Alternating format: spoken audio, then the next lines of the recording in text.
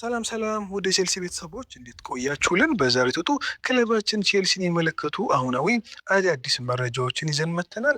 አብራችሁን ቆዩ ውድ ቤተሰቦች። እንደተለመደው ለቻናሉ አዲስ ከሆናችሁ በቅድሚያ ቻናሉን ሰብስክራይብ በማድረግ ቤተሰብ ሁኑን። አሁን ወደ ዕለቱ መረጃዎች አለፍን። አብራችሁን ቆዩ። ቼልሲ ጆን ስቶንስ ወደ ኢንተር ሚላን ማምራቱን ተከትሎ ለተከላይ ክፍሉ ልምድ ለማግኘት ሲል ሩበን ዲያዝን ለማስፈረም ፍላጎት አለውም ተብሏል። ለክለባችን ቅርብ የሆነ አንድ ምንጭ እንደገለጸው ከሆነ ዣቪ አሎንሶ የኋላ መስመሩን ማደራጀት፣ ወጣት ተከላካዮችን ማነጽና በሜዳ ላይም ሆነ ከሜዳዎች ደረጃዎችን ከፍ ማድረግ የሚችል ልምድ ያለው መሪ ተከላካይ ይፈልጋልም ተብሏል። ቼልሲ የዲያዝን መሪነት የማሸነፍ ስነልቦናና የተከላካይ ብልህነትና ከሲቲ ጋር ዋና ዋንጫዎችን በማንሳት ያሳየውን የተረጋገጠ የስኬት ታሪክ ቃልም ተብሏል። ቼልሲ አሁን የዝውውር መስኮቱም ከመዘጋቱ በፊት ዝውውር ለማድረግ የሚቻል መሆኑን እየመረመረ ይገኛል ተብሏል።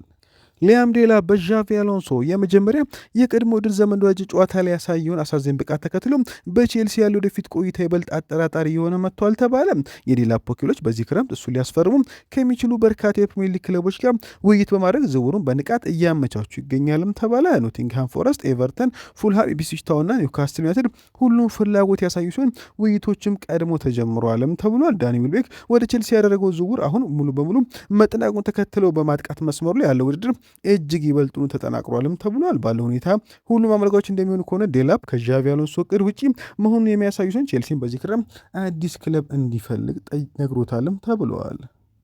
የቀድሞ የክለባችን አጥቂ ፈርናንዶ ቶሬስ ስለ ጆ ፔድሮ አስገራሚ ምላሽ ሰጠ። ጆ ፔድሮ ከኤርሊንግ ሃላንድ ቀጥሎ በፕሪሚየር ሊጉ የሚገኝ ምርጡ አጥቂ ነው አለ። ሃላንድ ባይኖር ኖሮ ያለምንም ጥርጥር በሊጉ ምርጡ አጥቂ ጆ ፔድሮ ይሆን ነበርም ብሏል። ሌሎች አጥቂዎች የጎል ቁጥራቸውን ለመጨመር በፍጹም ቅጣት ምት ይጠቀማሉ። እሱ ግን ፔድሮ አንድን ፔናልቲ ሳይጨምር 20 ጎሎችን ማስቆጠሩ ከፍተኛ አጥቂ መሆን ያሳያልም ብሎ በቀጣዩ ወደ ዘመን የጨዋታ ድል ሲያገኝ የበለጠ ይሰራል። አሰልጣኙ በጥሩ ሁኔታ እንደሚጠቀሙ ተስፋ አድርጋለሁም ብለዋል። ቱቶ ስፖርት በወጣው አዲስ ዘገባ መሰረት ቼልሲ ለፈረንሳዩ የግራ መስመር ተከላካይ ቴዮ ሄርናንዴዝ ፍላጎት ያሳይ ሲሆን ከተጫዋች ወኪሎች ጋር የመጀመሪያ ደረጃ ግንኙነት ተደርገዋልም ተብለዋል። የዳኒ ዊልቤክን ፊርማ ተከትሎ በቼልሲ የማጥቃት መስመር ላይ ልጆች እንዲንቀሳቀሱ እንዲለቁ መንገድ ይከፍታል ተባለ። ዣቪ አሎንሶ በአሁኑ ወቅት ዴላፕ፣ ኢሜጋ፣ ጃክሰን፣ ማርኩዊና ጆ ፔድሮ በስብስብ ውስጥ የሚይዟልም ተብሏል። ከነዚህ አምስቶች መካከል ቢያንስ ሁለቱ ምናልባቱ ሶስቱ በቋሚነት ወይም በውሰት በዚህ ክረምት ይለቃሉ ሲል ዴሊ ሜል ዘግቦታል። ቼልሲ የሌሎ አጥቂ ማቲያስ ፈርናንዴዝ ፓርዶን ለማስፈረም ፍላጎት ካሳዩ 4 የሊጉ ክለቦች መካከል ይገኛልም ተብሏል። ሊቨርፑል፣ አርሰናል፣ ዩናይትድ እንዲሁም ተጫዋቹን ለማስፈረም አሁን ላይ ትልቅ ፍላጎት ያዩ ሲሆን የስፔኑ ክለብ አትሌቲኮ ማድሪድ ከሁሉም ክለቦች የላቀ ትልቅ ፍላጎት አሳይቷል ሲል የፈረንሳዩ ሊኪፕ ዘግቦታል።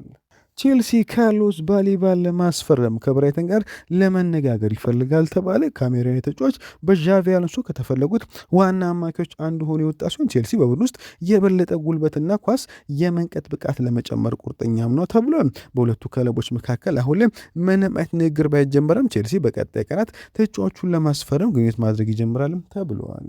ቼልሲ የኒውካስል ዩናይትድ የግራ መስመር ተከላካይ ሉዊስ ሃልን ለማስፈረም ከሌላኛው የእንግሊዝ ፕሪሚየር ሊግ ክለብ ከማንቸስተር ዩናይትድ ጋር ፉክክር ውስጥ ሊገባ ነው ተባለ። ዩናይትድ በዝውውር ላይ እድገት ማሳየት አለመቻሉን ተከትሎ ቼልሲ የኒውካስል የግራ መስመር ተከላካይ ሉዊስ ሃልን ለማስፈረም ሁኔታዎችን በጥንቃቄ የተከታተለ እንደሆነም ተዘግቧል። ሃል በኒውካስል በነበረው ቆይታ አስደናቂ ብቃት ያሳየ ሲሆን በዚህ ክረምት ትላልቅ ክለቦች እሱን ለማስፈረም ፍላጎት ማሳየታቸውም አሁንም ቀጥሏል ተብሏል።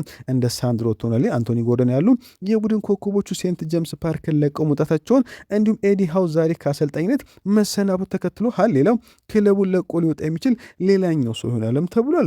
በሲሞን ፊሊፕስ ዘገባ መሰረት ቼልሲ የቀድሞ ወጣት ተጫዋቹ ወደ ስታንፎርድ ብሪጅ ለመመለስ እጅግ አጥብቆ ስለሚፈልግ ሃል ለሰማዮቹ የህልም ኢላማም ነው ብሎ ይህን ምጮት ከ2012 እስከ 2022 በቼልሲ አካዳሚ ውስጥ የነበረ ቢሆንም ለዋናው ቡድን ጮቶም 12 ጮቶችን ብቻ ነበር። ሉዊስ ሃል በኒውካስትል ባሳየ ጥሩ ብቃት ምክንያት ከፍተኛ ፍላጎት እየቀረበለትም ይገኛል። ሃል በመጀመሪያም በ2023 በውሰት ወደ ኒውካስትል ያመራ ሲሆን በኋላ ዝውውሩ በቋሚነት እንዲጠናቀቅም ተደርጎም ነበር። ፊሊፕስ አሁን ላይም ሃል በዚህ ክረምት ኒውካስትል ለቅውጣል። ቼልሲም ተጫዋቹን ለማስፈረም ትልቅ ፍላጎት ካሳዩ ክለቦች መካከል ይገኛሉ ብለዋል።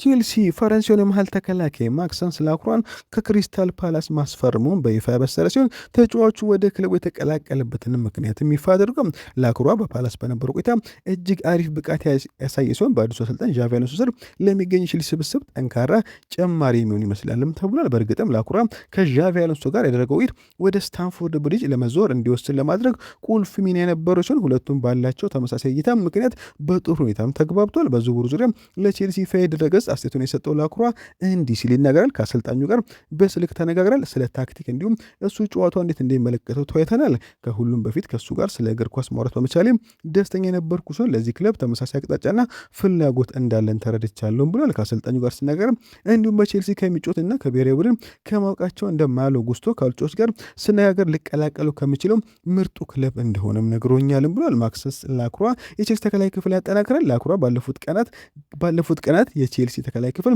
ለመታደግ የፈረሙ ተጫዋች እንደነበረም ይታወሳል። ውድ ቤተሰቦች ለዛሬ ነበር ቆይታ በዚያ በቃ። መልካም ቀን። ቻናሉን ሰብስክራይብ ማድረግ አይረሳ።